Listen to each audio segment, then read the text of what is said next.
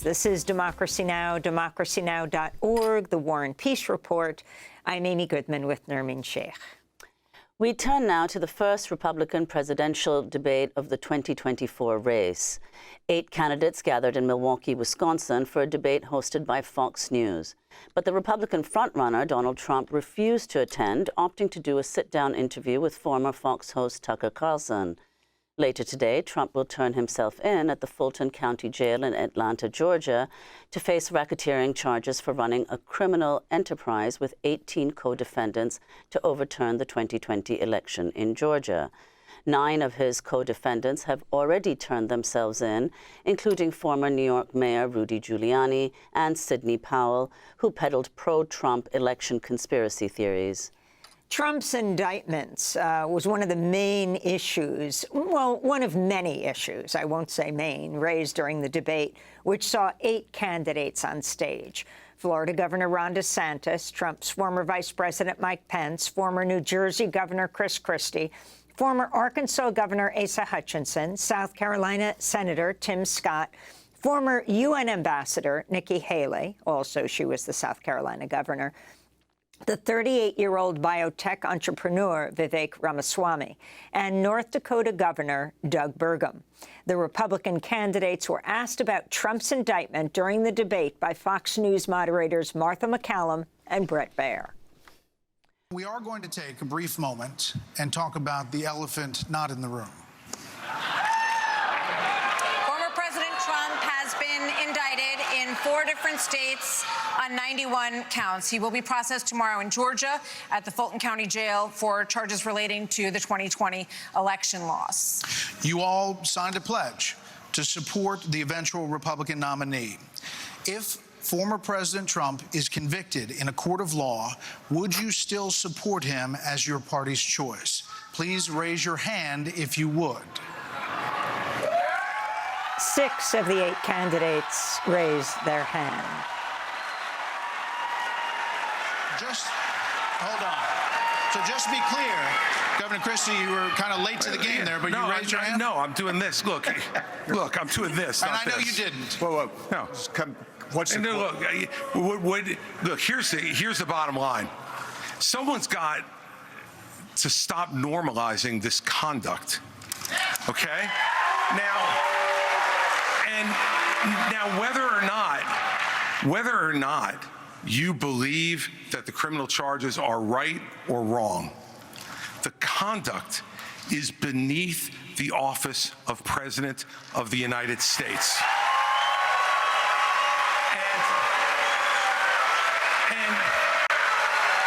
And you know, this is the great thing about this country. Booing is allowed, but it doesn't change the truth. It doesn't change the truth. Mr. Ramaswamy, you raised your hand supporting. No, I'd like to get in and respond. Let's just speak the truth, okay? President Trump, I believe, was the best president of the 21st century. It's a fact. And Chris Christie, honest to God, your claim that Donald Trump is motivated by vengeance and grievance would be a lot more credible if your entire campaign were not based on vengeance and grievance against one man. And if people at home want to see a bunch of people blindly bashing Donald Trump without an iota of vision for this country, they could just change the channel to MSNBC right now. But I'm not running for president of MSNBC. I am running for president of the United States. We're skating on thin ice, and we cannot set a precedent where the party in power uses police force to indict its political opponents. It is wrong. We have to end the weaponization of justice in this country. That was biotech entrepreneur Vivek Ramaswamy at last night's Republican presidential debate. He went on to question former Vice President Mike Pence. Well, Mike, why don't you say this? Join me in making a commitment that on day one you would pardon Donald Trump. I'm the only candidate on the stage who had the courage to actually say it. That is how we move our nation forward. I don't know and why turn the page forward. That That's Donald exactly Trump right. will be convicted of these crimes. You should be able to make a commitment. The same justice system that was this corrupt. There's a difference between you and me. Yeah, I'm not a professional politician. That's the difference. Who can answer a question? I've actually given pardons when I was governor of the state of Indiana. It usually follows a finding of guilt and contrition by the individual that's been convicted. So, if I'm president of the United States, we'll give fair consideration to any pardon request. But if I'm Vice President Mike Pence went on to defend his actions on January 6, 2021. Now, look, I've made it clear. I had hoped that the issues surrounding the 2020 election and the controversies around January 6 had not come to this, had not come to criminal proceedings. I would rather they had been resolved by the American people and the American people alone. But no one's above the law, and President Trump is entitled to the presumption of innocence that every American is entitled to, and we will make sure and extend that to him. But the American people deserve to know that the president asked me in his request that I reject or return votes unilaterally, power that no vice president in American history had ever exercised or taken. He asked me to put him over the Constitution. And I chose the Constitution, and I always will. I had no right to overturn the election, and Kamala Harris will have no right to overturn the election when we beat them in 2024. Former Vice President Mike Pence at Wednesday's Republican debate in Milwaukee, Wisconsin. We're going now to Madison, Wisconsin, where we're joined by John Nichols, the nation's national affairs correspondent. His latest piece is The Party of the Big Lie and the Even Bigger Lie. You were in Milwaukee last night, John. Talk about the significance of this first Republican primary debate without the absolute frontrunner so far ahead. He leaves everyone behind him. But then what took place as people clearly did not take Trump on when asked that key question, if convicted, would you support him? 6 of the 8 candidates did. Just lay out the scene for us. Sure. The scene is defined by Donald Trump. And I think that what happened last night was further evidence that the Republican Party has become the party of Trump. So you have 8 people on stage who all would like to be the Republican nominee. But in many senses, this was a gathering of the people who are almost certain not to be the Republican nominee. The polls in favor of Trump are overwhelming. He leads the next closest candidate, Ron DeSantis, by the better part of 40 points, and the others are generally in single digits. So what you ended up with here was a sort of surreal debate in which candidates went after one another quite aggressively. In fact, at several points, it was very chaotic. But in many senses, it was like an argument at the kids' table on Thanksgiving rather than a classic political debate. And you did see a lot of desperation on the part of these candidates to make their name, to use this moment to get at least into the public mind as the clear alternative to Trump. What was interesting is that while certainly Vivek Ramaswamy did quite well at that, I think he said many of the most outrageous things and the most aggressive things. And I think he came across as a very strong communicator. He often had the crowd on his side, although not always. But what was striking was I think a couple of other things. The desperation of Mike Pence. Pence seemed to, at every turn, be trying to, hog the mic to get as much time as he could, but it never quite worked, and he was often called out by other candidates. Another notable thing was that Ron DeSantis really didn't define himself very well in this debate. He tended to repeat his, campaign trail punchlines and talking points, but he never really had a breakout moment. If there was a breakout moment for anybody, it might have been Nikki Haley dressing Ron DeSantis down for some of his statements on foreign policy. But at the end of the day, the reality was summed up by that question about Trump and whether they would, support him.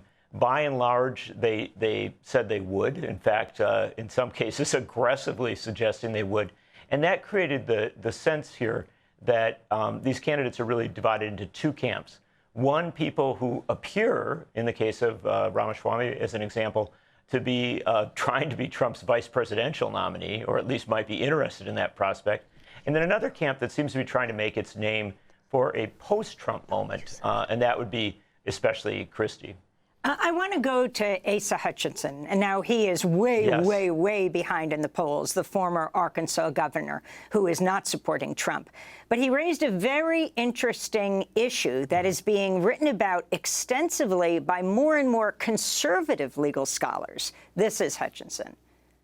I did not raise my hand because there's an important issue we as a party have to face. And over a year ago, I said that Donald Trump was morally disqualified from being president again as a result of what happened on January 6th. More people are understanding the importance of that, including conservative legal scholars who says he may be disqualified under the 14th Amendment from being president again as a result of the insurrection. This is something that could disqualify him under our rules and under the Constitution. And so, obviously, I'm not going to support somebody who's been convicted of a serious felony or who is disqualified under our Constitution, and that's consistent with RNC rules. So that's former Arkansas Governor Asa Hutchinson. You know, there were 4,000 people in the audience. You can hear him being roundly booed. But you've written extensively about the 14th Amendment. Again, increasingly conservative legal scholars are also writing about this. Explain. Sure. The 14th Amendment, Section 3, which is a post-Civil War section, a post-Civil War amendment, it deals with people who foment insurrection, people who swear an oath to the United States and then, in a position of power, take actions that might upend the government, might in some way cause a political crisis of the sort that we saw certainly during the Civil War, and that many people believe we saw more recently with Trump's efforts to overturn the election. Certainly different actions by any measure, but yet at the end of the day, a failure to abide by an oath to follow the basic strictures of the Constitution. And the people who've been talking about 14.3 have generally been on the left. People like John Bonifaz and other constitutional lawyers who brought it up many times. But in recent months, you have seen conservative legal scholars and even some conservative activists bring this issue up. And it is a legitimate issue, a complex one, because the Constitution doesn't really lay out exactly how you enforce this standard. But the standard is that if someone swore an oath to the government, either encouraged or supported insurrection, and then seeks to return to government, that they can't do so, that they can't continue to hold an office. And there's a lot of interpretation in all sorts of ways on this. But as Asa Hutchinson pointed out, this is something that has been raised as a genuine concern as regards Trump. If he's convicted, it could become an even bigger concern, particularly if he's convicted in the Washington, D.C. case brought at the federal level by Jack Smith, or in the Georgia case, both of which talk about attempting to overturn an election. And to be clear, it would be individual secretaries of state who could say Trump is not going to be on our state ballot? Theoretically, that's one way to do it, and certainly that's something that several groups, John Bonifaz's group and others, have raised as a possibility. There's also the possibility that Congress itself could take action and via resolution say that it is the determination of the Congress of the United States that Donald Trump is in violation of 14.3. I mean, there's several ways to go at this. No matter what happens, if it were to occur, if a Secretary of State were to bar Donald Trump from the ballot, you'd have a legal fight. There's very little question of that. And I think that what's significant with Asa Hutchinson bringing this up in the debate is that it brought this issue more to the forefront, and I think opens up, hopefully, a broader discussion about the clear constitutional concerns as regards someone like Donald Trump seeking to return to the presidency. Well, although Donald Trump, of course, who's the leading candidate, skipped the debate, he appeared instead in a pre-taped interview with former Fox News host Tucker Carlson on the social media platform X, formerly known as Twitter. Do you think we're moving towards civil war? There's tremendous passion and there's tremendous love. You know, January 6th was a very interesting day because they don't report it properly. I believe it was the largest crowd I've ever spoken before. And you know some of the crowds I've spoken before. And like July 4th on the Mall, I think they had 1 million people there. But I think that the biggest crowd I've ever spoken before was on January 6th. And people that were in that crowd, a very, very small group of people, and we said, patriotically and peacefully, peacefully and patriotically, right? Nobody ever says that. Go peacefully and patriotically. But people that were in that crowd that day, very small group of people, went down there, and then there are a lot of scenarios that we can talk about. But people in that crowd said it was the most beautiful day they've ever experienced. There was love in that crowd. There was love and unity. I have never seen such spirit and such passion and such love. And I've also never seen simultaneously and from the same people such hatred of what they've done to our country. So do you think it's possible that there's open conflict? We seem to be moving towards something. I don't know, because I don't know what it, I can say this. There's a level of passion that I've never seen. There's a level of hatred that I've never seen, and that's probably a bad combination. So, John Nichols, your response to Trump's comments to fired Fox News host Tucker Carlson, also the fact what he said, Vivek Ramaswamy mimicked his line, which is, he said, America is an internal sort of cold cultural civil war. Last night, he said. Yeah. Well, I was in Madison, Wisconsin on January 6th, and so I can't attest to what Donald Trump thinks he saw, but my sense of what occurred on that day is very, very different than his, and I think that the same goes for committees that have investigated it and others. And so Trump is clearly putting his spin on this, but the most troubling thing is that he is suggesting that there is a possibility for additional violence. And that is a deeply unsettling statement by a former president, the front runner in a presidential race. And it also does, as you suggest, parallel what some of the candidates are saying, especially Ramaswamy, who has, did indeed in the debate suggest a very dark vision of America. In fact, he explicitly rejected Ronald Reagan's Morning in America statement from back in the 1980s and argued that things are actually pretty awful and potentially could get worse. So you really do have a split from the Republican Party of the past to a party that is much more, for lack of a better term, combative. At last night's debate in Milwaukee, Republican presidential candidates were also asked about the climate crisis.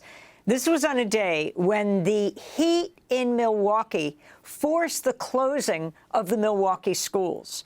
During the debate, Fox News played a question from Alexander Diaz, a student at Catholic University of America. Polls consistently show that young people's #1 issue is climate change. How will you, as both President of the United States and leader of the Republican Party, calm their fears that the Republican Party doesn't care about climate change? So we want to start on this with a show of hands. Do you believe in human behavior is causing climate change? Raise your hand if you do. Well, look, we're not school children. Let's have the debate. I mean, I'm happy to take it to start. Alexander? So do you want to raise your hand or not?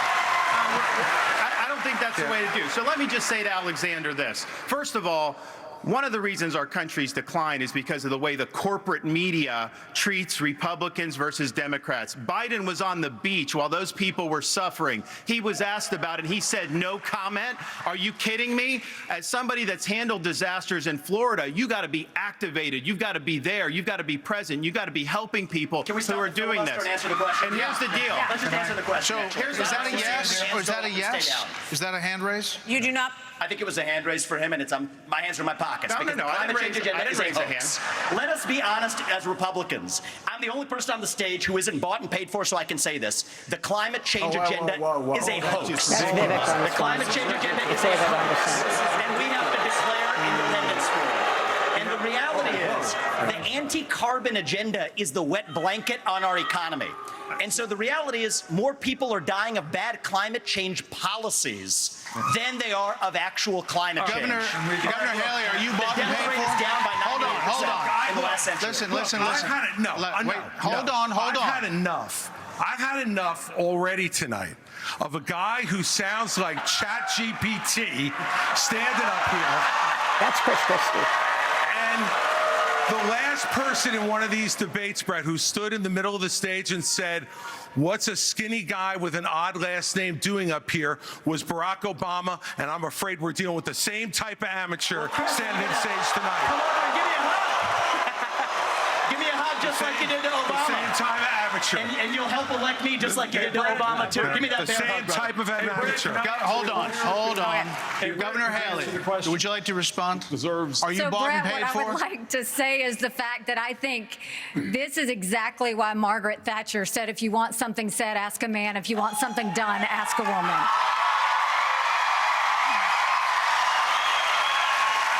First of all, we do care about clean air, clean water. We want to see that taken care of, but there's a right way to do it. And the right way to do it is, first of all, yes, is climate change real? Yes, it is. But if you want to go and really change the environment, then we need to start telling China and India that they have to lower their emissions.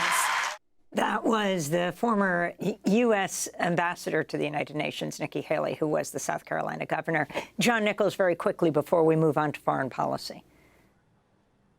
Sure. Look, we saw peak climate denial in a Republican debate, and it's kind of amazing at this late stage in history that it was A, stated, and B, even on the candidates who weren't quite as aggressive as Ramaswamy, there was avoidance. And you noticed that in that clip you played, the candidates immediately tried to go off to other topics, to talk about whether they were bought and paid for, to talk about China, to talk about Russia, rather than to focus in on the issue that was raised. And I think this sums up the Republican Party at this point. The moderate position in the Republican Party is avoidance, but I think a very strong position, as you know, a very popular position within the party, is one of actual denial. And you saw a candidate on stage go full board on that, which was quite remarkable, especially on a day when literally the heat index was 114 degrees in Milwaukee. Well, Republican candidates were also asked about the war in Ukraine. This is debate moderator Brett Baer of Fox News. Mr. Ramaswamy, you would not support an increase of funding to Ukraine? I would not. And I think that this is disastrous, that we are protecting against an invasion across somebody else's border when we should use those same military resources to prevent across the invasion of our own southern border here in the United States of America. We are driving Russia further into China's hands. The Russia-China alliance is the single greatest threat we face. And I find it offensive that we have professional politicians on the stage that will make a pilgrimage to Kyiv, to their Pope, Zelensky, without doing the same thing for people in Maui or the south side of Chicago or Kensington. I think that we have to put the interests of Americans first. Secure our own border instead of somebody else's. A win for Russia is a win for China. We have to know that. Ukraine is the first line of defense for us. And the problem that Vivek doesn't understand is he wants to hand Ukraine to Russia. He wants to let China eat Taiwan. He wants to go and stop funding Israel. You don't do that to friends. What you do instead is you have the backs of your friends. Ukraine is the front line of defense. Putin has said once Russia takes Ukraine, Poland and the Baltics are next. That's a world war. We're trying to prevent war. Look at what Putin did today. He killed Prigozhin. When I was at the UN, the Russian ambassador suddenly died. This guy is a murderer, and you are choosing a murderer over a pro-American country. First of all, Mr. Ramaswamy, you have 30 seconds. Mr. DeSantis, Nikki, I wish you well in your future career on the boards of Lockheed and Raytheon. You know, I'm not on the boards of Lockheed and Raytheon. And you know, Boeing came off of it, but you've been pushing this lie. You've been pushing this lie all week, Nikki. You want to go and defund Israel? You want to okay, give let me address Taiwan that. to China? I'm glad you brought that up. Go and give I'm going to address each of those right now. This is the false lies of a professional politician. There you have it. Under your watch, so the reality make America less safe. You have no foreign policy experience, and it shows. And you know what? The foreign policy experience that you are. Governor DeSantis, you were mentioned in the territorial dispute. Not only. No, it's not a territorial dispute either. President of the United States, your first obligation is to defend our country and its people. And that means you're sending all this money, but you're not doing what we need to do to secure our own border. We have tens of thousands of people who are being killed because we're not handling both. And so I am going to declare it a national national emergency. I'm not going to send troops to Ukraine, but I am going to send them to our southern border. When these drug pushers are bringing fentanyl across the border, that's going to be the last thing they do. We're going to use force, and we're going to leave them stone cold dead. So that was Florida Governor Ron DeSantis. Before that, former UN Ambassador Nikki Haley and also Vivek Ramaswamy. John Nichols, your response. It was a remarkable exchange. You could write books about that, just those few minutes there.